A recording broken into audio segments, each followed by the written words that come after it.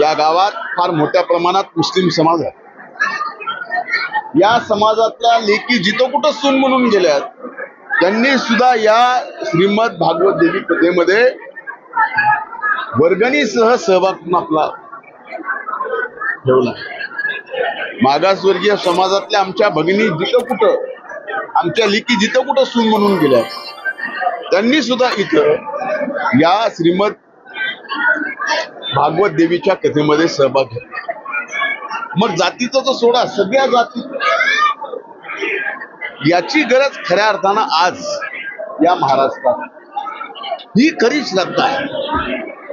हे खऱ्या अर्थानं अध्यात्माचं, वारकऱ्याचं जी शिकवण आहे, जात पात धर्माच्या पलीकडं, आणि ती शिकवण फक्त श्रद्धा आणि श्रद्धेची आहे. अंधश्रद्धेला तुसभरही जागा या आध्यात्मिक आणि वारकरी संप्रदायाच्या या सत्यामध्ये नाही. हेच या ठिकाणी माझ्या माहितीनं हे सगळ्यात आजच्या दिवशी महत्त्वाचं. आज आमच्या सांगतेच्या निमित्तानं मी भगवंताकडे एवढीच इच्छा व्यक्त केली की आमच्या बहिणींना, आमच्या लेकींना, भले आमच्या आजीच्या वयाच्या असतील, आत्याच्या वयाच्या असतील, सगळ्यांना सुख समृद्धी आयु आरोग्य त्यांच्या जीवनामध्ये मिळावं.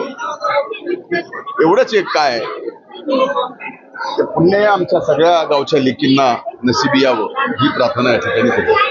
आमच्या गावामध्ये दरवर्षी देवी भागवत पुराण होतं आणि गावातील ज्या माहेरवाशिणी आहेत, ज्या मुली आहेत, मग त्या 95 वर्षाची असो नाही तर ती 5 वर्षाची असो, या सगळ्या मिळून हे आयोजित करतात.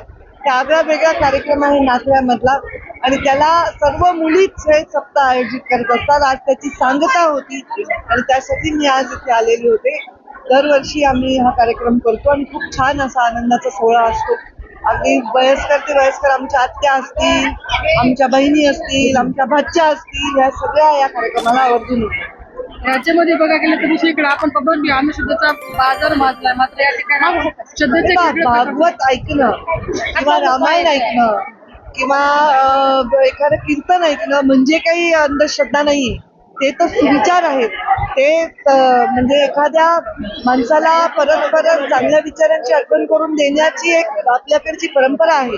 हा, कोणाला काहीतरी मिळवण्यासाठी, स्वतःला काही मिळवण्यासाठी जर कोणी काही करत असेल तर ते चुकीचं आहे, ते अंधश्रद्धा आहे किंवा ते चुकीच्या पद्धतीने ज्ञानाचा वापर करणं आहे, ते वेगळं आहे. आणि इथे तर भागवत आहे, सगळ्यांचा सोहळा आहे, सगळे छान एकत्र आलेत.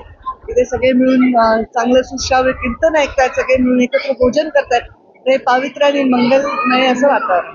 काही कलियुग आहे आणि आता कलियुगामध्ये महिलेचा सन्मान स्तुती शब्द आपण वापरत आहे. आता हे मी नाही वापरला, ज्ञान सगळ्या ग्रंथात नाही. कलियुग जेव्हा सुरू होतं तेव्हा देवीचं महत्व वाढत असतं. घोर कलियुगाच्या आधी देवी युग असतं आणि त्यामुळे महिलांना एक वेगळा रोल बघायला मिळेल असं माझ्या वाचनातून जे आलेलं आहे मी ते शेअर.